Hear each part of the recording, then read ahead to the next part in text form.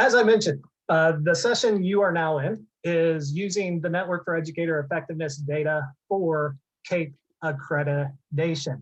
With you this afternoon is myself. My name is Tom Hairston. I am a member of the NEE, the managing director of that NEE team. And with me today are three of my team members that I'm excited to work with and very fortunate to work with. Doing most of the presentation today will be Suyin Cho. And then also here are Christy Bergen, one of the co-founders of the Network for Educator Effectiveness, as well as Xavier Lee, who is one of our key researchers for the Network for Educator Effectiveness. Today, our goal is to have basically 3 learning objectives to take away from this session. First, we want to talk a little bit about what NEE is, the teaching observation process, and the data that NEE collects from our scoring measures and scoring rubrics. Second, we'll talk about how to apply that NEE data to support claims around CAEP Standard 2. And third, we'll talk about how to provide disaggregated results of the completers of your programs and how to do that in a year-by-year basis. So first, let me turn it to Dr. Christy Bergen, and she's going to talk a little bit to you all about the Network for Educator Effectiveness. Thanks, Tom. So I'm just going to give you a brief background on NEE. We developed it back in 2011. It was developed by a team of researchers at the University of Missouri in collaboration with several school districts, so practitioners were on board. We also worked with DESE to ensure that it met DESE requirements, and also with the Missouri State Association. So the goal was to have all stakeholders in the room. And what we were hoping to do when we developed, the reason that we developed it is because there was so much energy, I guess, around the issue of teacher evaluation at the time. It was mandated, and a lot of schools were using value-added modeling, which, as many of you know, a few years after we developed NEE, several national organizations came out with official statements against using value-added modeling. But even as we were developing NEE, there were rumblings about it, and there was plenty of evidence to suggest that it may not have been the best way to go about teacher evaluation. So we were looking for a way to engage in teacher evaluation that would promote growth and be genuinely useful to teachers and to administrators and fair to them as well. So that was the motivation behind developing NEE. So NEE involves systematic classroom observation of teaching practices by principals. We actually have multiple measures. So the classroom observation is just one of them. Another major measure that we have is a student survey of teaching effectiveness. Today, we're just going to talk about the classroom observation component. So in NEE, every teacher in the building is observed by their administrator. We ask them to do it 4 to 10 times per year, every teacher in the building. These are brief step-in observations, so typically about 10 minutes long, and they are unannounced.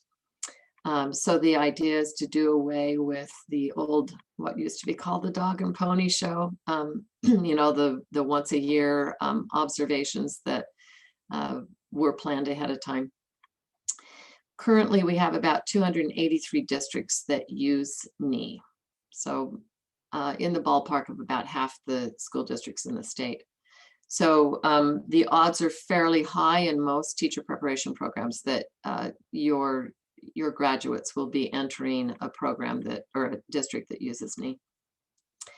So the classroom observation rubric that we use in NEE was developed based on in-task standards as modified by the state of Missouri. So school districts are asked to select 2 to 6 practices to focus on. There's 27 observable teaching practices that are available that schools can observe teachers on. However, that's just overwhelming. And we know from research on human memory capacity and processing capacity that really we want to look at maybe about 4 things that a person may want to improve or work on at any given time. So we ask that districts, individual schools, and individual teachers have some say in which of those teaching practices that they're going to focus on. The intent was that a school might say, you know, we really need to work on promoting critical thinking in students. And so the whole school would decide to work on that, and they would focus their classroom observations on that teaching practice. And then once they felt like they really had that down and the school was doing well with it, that they would then move on to a different teaching practice in a different year. So on the classroom observation rubric, ratings range from 0 to 7. This is different from a lot of classroom observation rubrics that might have 3 or 4 rating categories. So for example, it might be does not meet expectations, meets expectations, or exceeds expectations. So that's a 3 rating scale. We have an elongated scale for a reason, and that is because we want to be able to capture more variation. So this will become important as we get into later in the presentation because variation affects the psychometric properties of an assessment. So as we were developing it, we used best practices of how to develop rating scales. Principals also receive annual calibration training. And again, we use best practices for training raters that comes out of the EdPsych literature. So we talk about the principles, what the concept or construct means. We give them examples and non-examples. We go over videotaped examples of actual classrooms with them, and then they take a calibration exam at the end of the training so that we can identify if there needs to be additional training or not. So that's just some background information about NEE and how it works.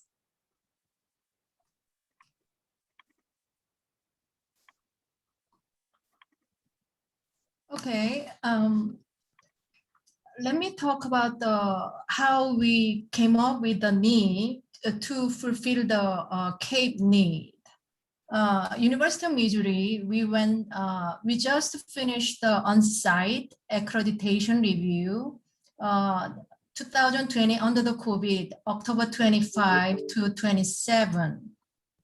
And before that, before the audit, we submitted the, we call self-study report to this CAEP organization. So CAEP is composed with just like you, higher education educators, the SC, practitioners, K-12 leaders. They got selected and then they serve as a reviewer and auditor. And then in order to get that audit process, outcome will be the 7 years of the accreditation. We needed to we need to submit this self-study report. There are 2 components. Initial is for the undergraduate teacher training program, and advanced, that is for the leaders, so principals, superintendents, counselors, school psychology. That's 2 apart. Today, my presentation will focus on initial program.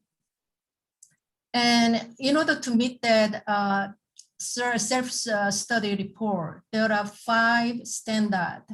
Standard 1, content knowledge. Standard 2, clinical partnership, clinical training. And then number 3, the standard 3 is the candidate quality. So selectivity and also the recruiting the high quality candidate teachers. And then standard 4 is the program impact of the program, teacher training program.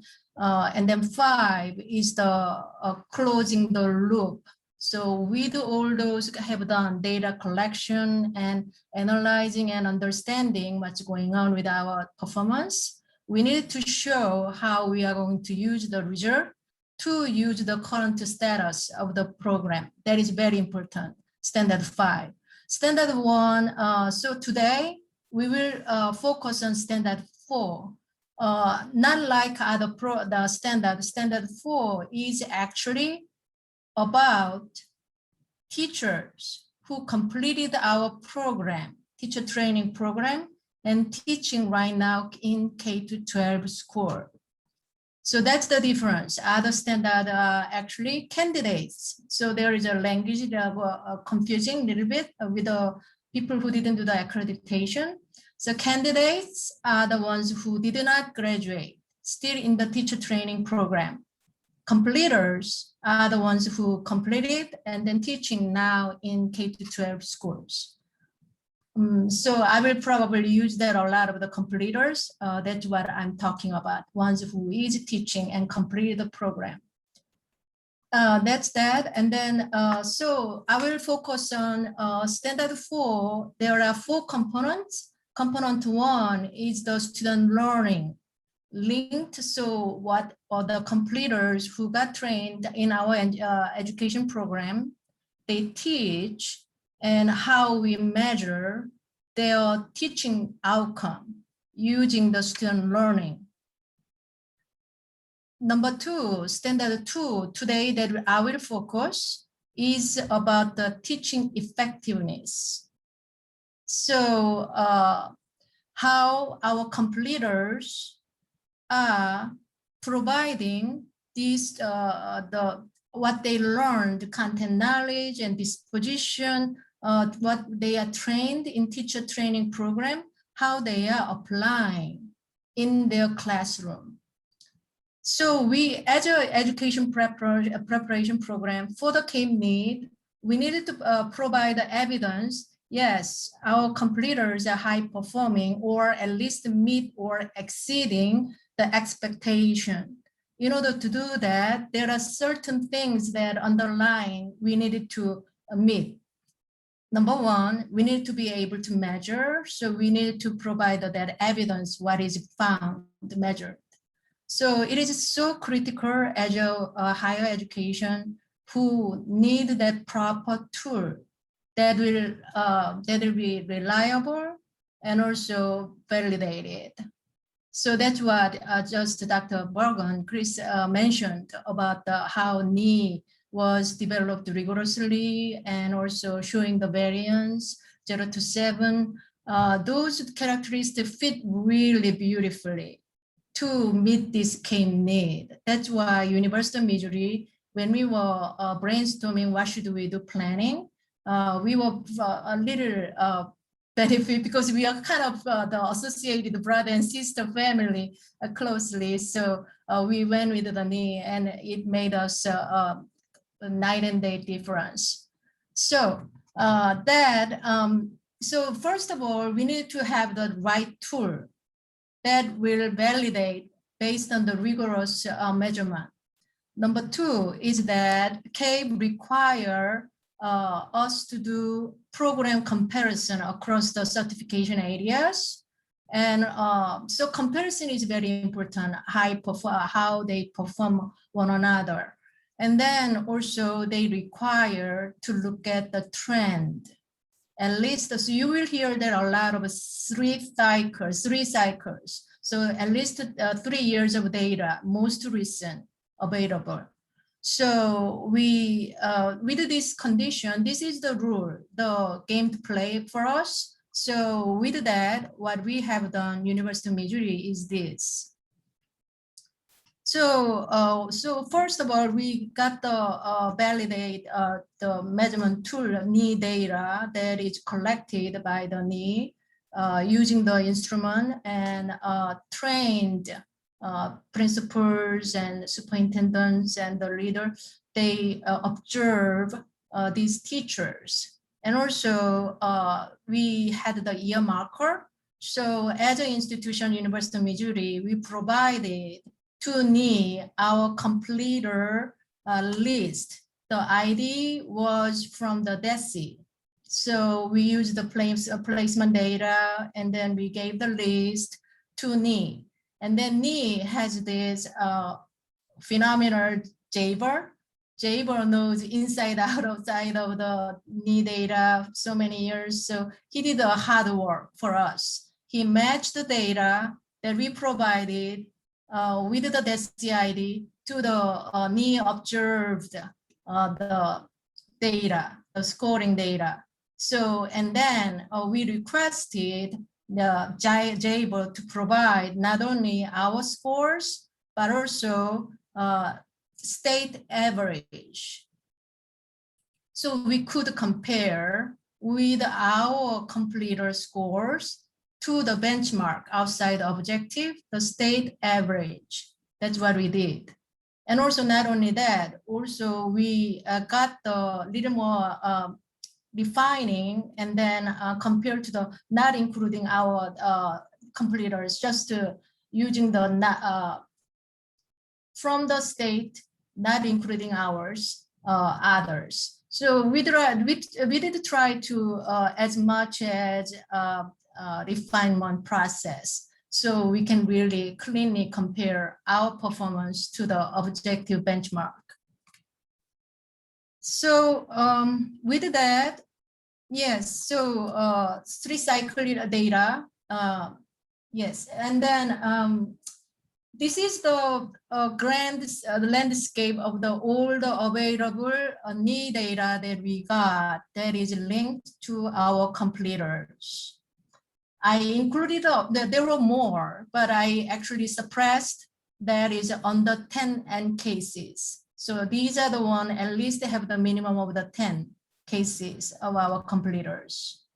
And then among that, so you can see the density by the color, that is the high performing program. You will see the by the program on the left column, and then right column goes by the component, NEE component. For example, for 1.1 is the content knowledge.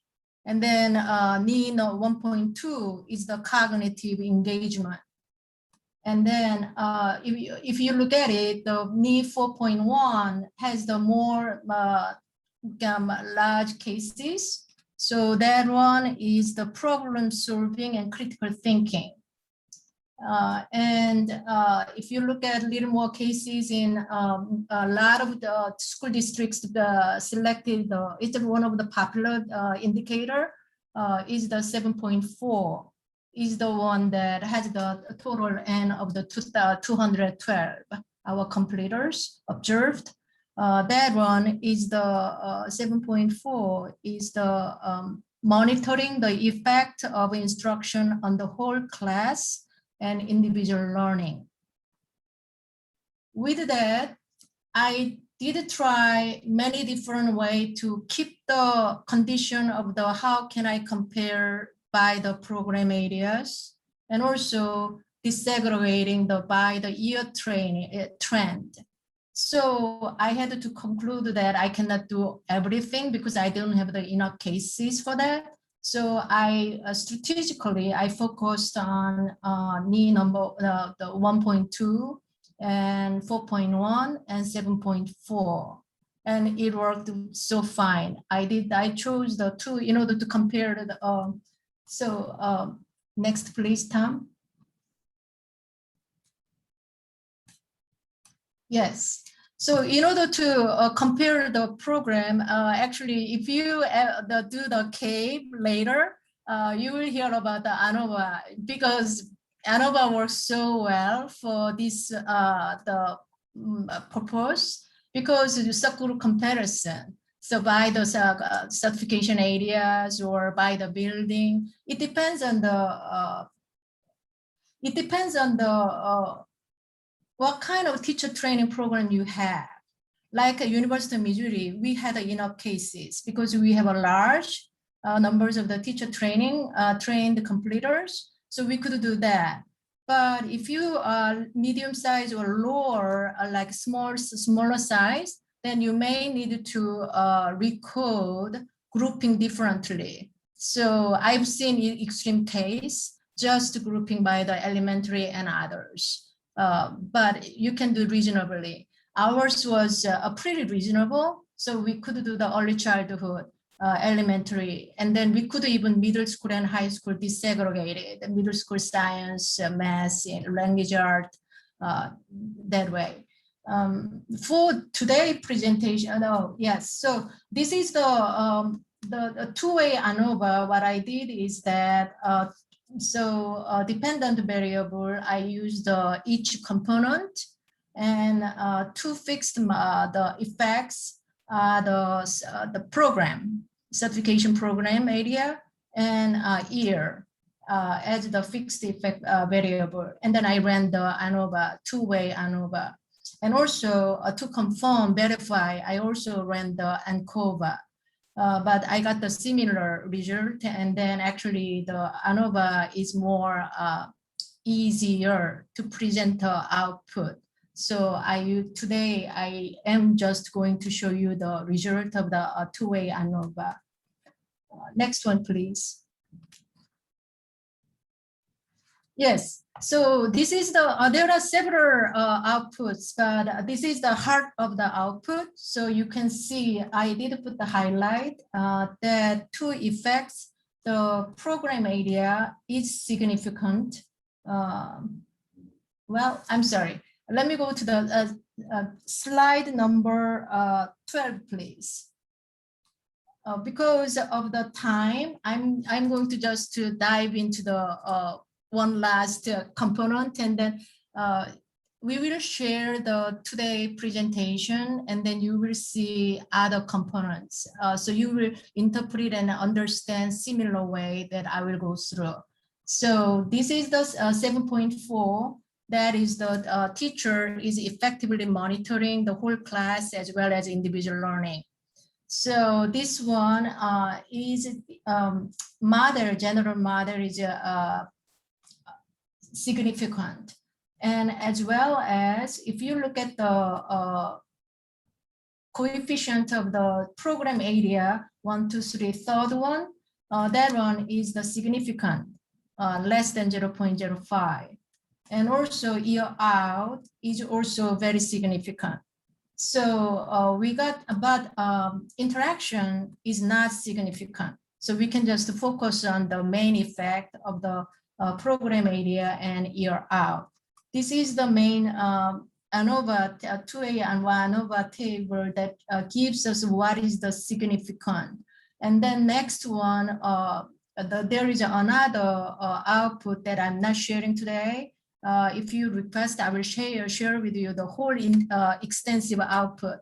But that one I show where really where is the area, the comparison that significantly different area. But next chart will say something about it. So I will talk about that.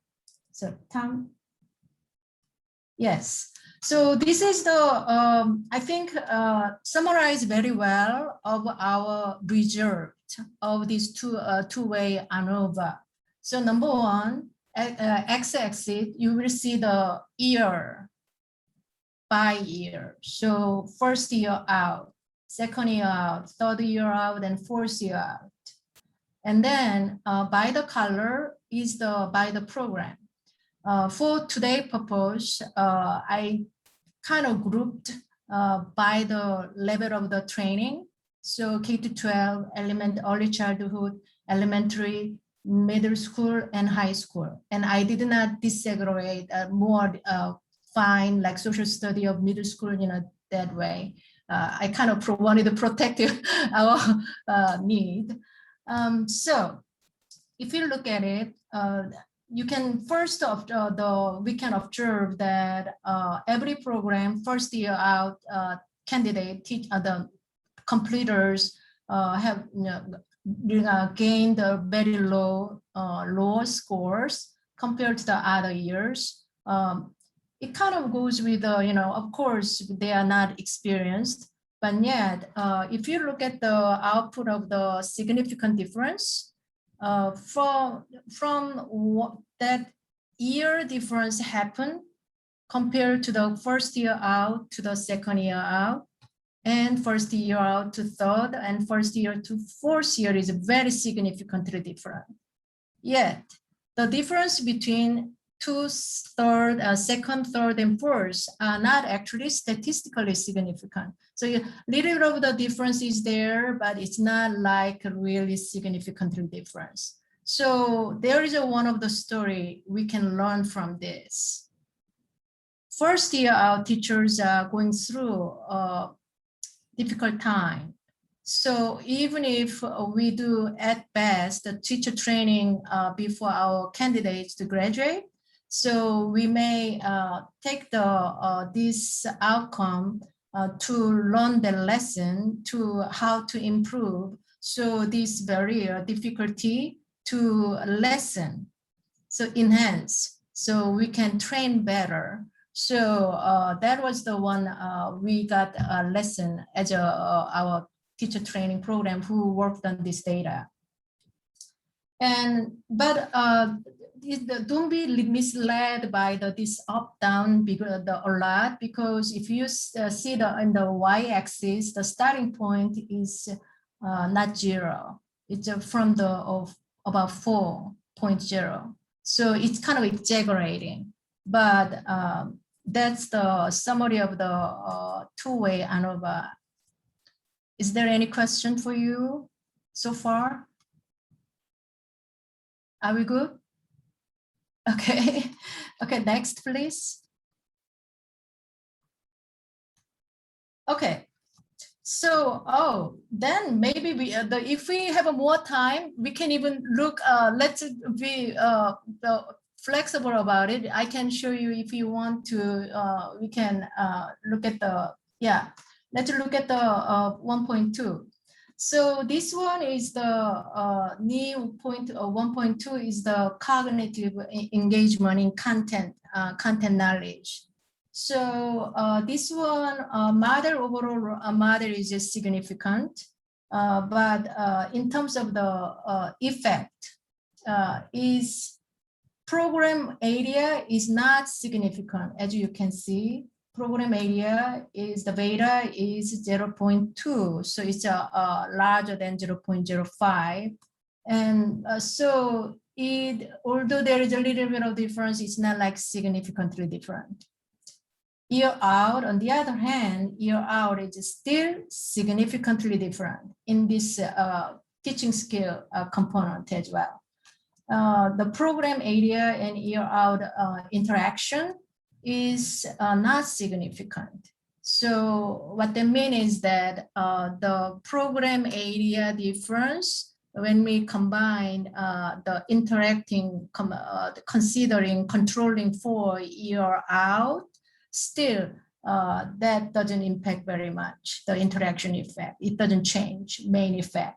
So this case, let's look at the next slide. What does it tell us? Yes, so this is a summary chart.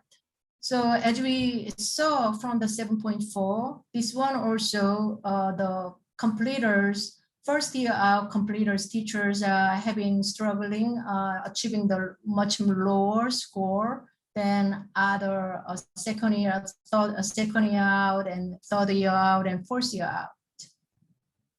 In terms of the difference across the program, the highest well-performing is blue. So it's a K-12 program that includes the special ed, music education, arts, the arts, those belong to K-12. And by the way, MU special education is a national rank. It's a very high performing the program.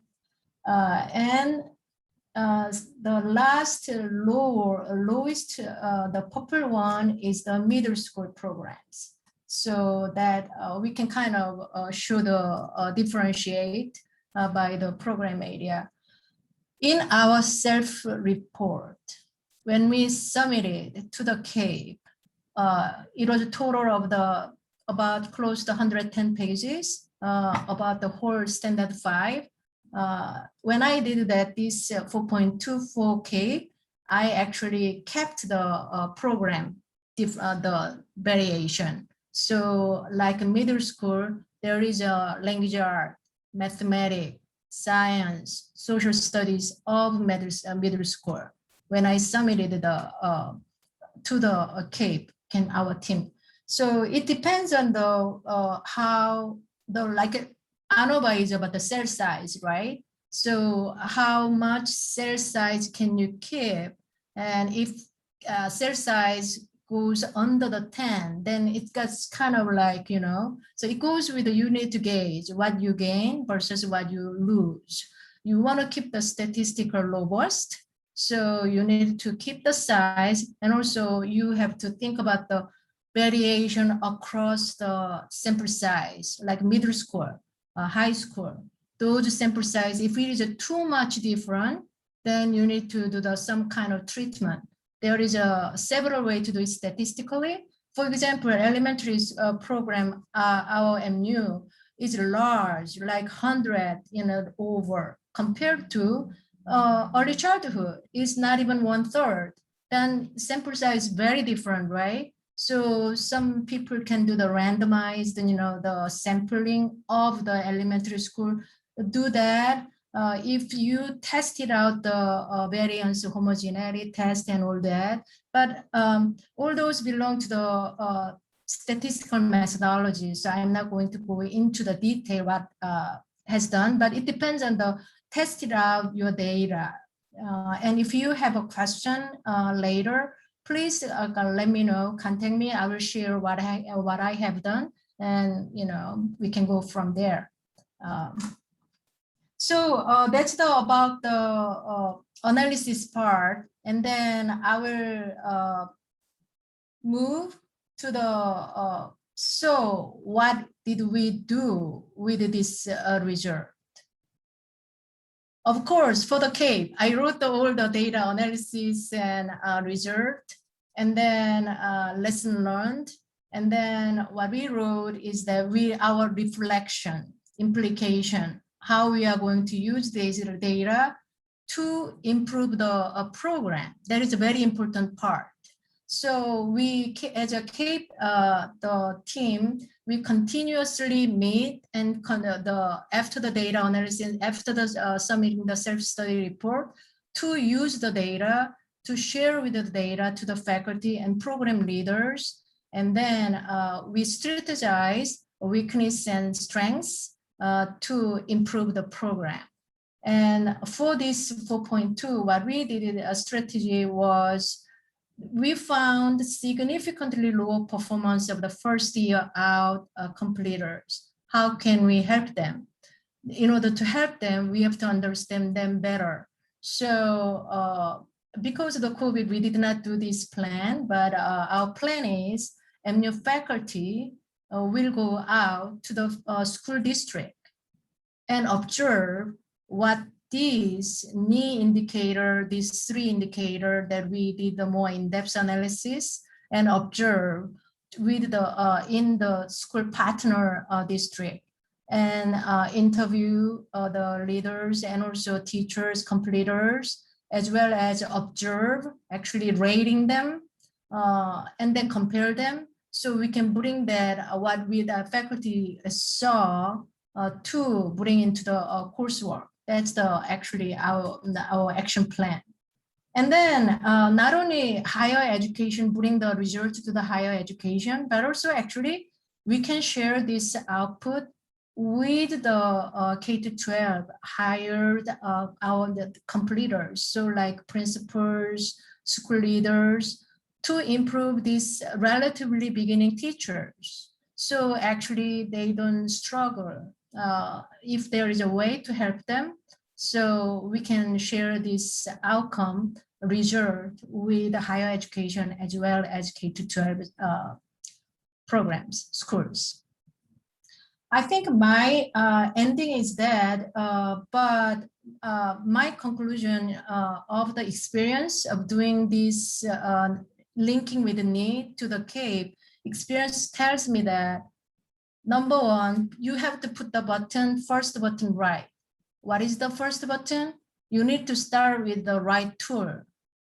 If that tool is reliable and verified, so reliability and validity is checked off, people will have a short bridging time, no struggle. But many institutions who did not start that way, then they have to create something, and then they have to create their reliability and validity. That is the part that really difficult. So from our experience with using the NEE, it was a very good match because NEE was already coming with this robust scale scoring and training validity. So we could just dive into looking at the data and analyzing data and reporting the data. So it worked very well for us. Okay, I will move the spot to Tom. Okay, thank you, Soo-Yin, and thank you all for being a part of that presentation. We'll go ahead and open it up at this time for any questions that anybody may have, and you could feel free to either drop those questions into chat, or you could also feel free to unmute yourself and ask a question as well. You'll also see on this slide now, we have our website, www.neeadvantage.com. And then if you put a /research behind that neeadvantage.com, that will take you straight to our research page for more information on the research side of NEE. You'll also see below there our emails. So anytime you have questions, maybe something pops into your head tonight, over breakfast tomorrow, anything like that, feel free to reach out to us as well. We're more than happy to talk through and chat about NEE, how to use it for CAEP accreditation purposes as well. So let's go ahead. Any questions that anyone may have?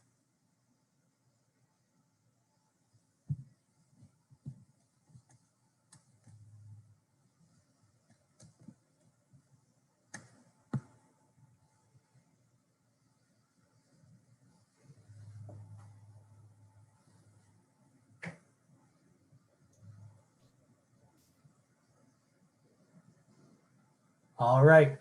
If you are typing into chat a question, feel free to keep typing. We will go ahead and keep this meeting open until the last person leaves. So if you want to stick around and ask a question, feel free to do that as well. But as of right now, we got you out of here 3 minutes ahead of schedule, which is always a great way to end things. It's a beautiful afternoon outside. Hope you enjoy that as well. And thank you again for attending and being part of this presentation. Have a great evening. Thank you very much.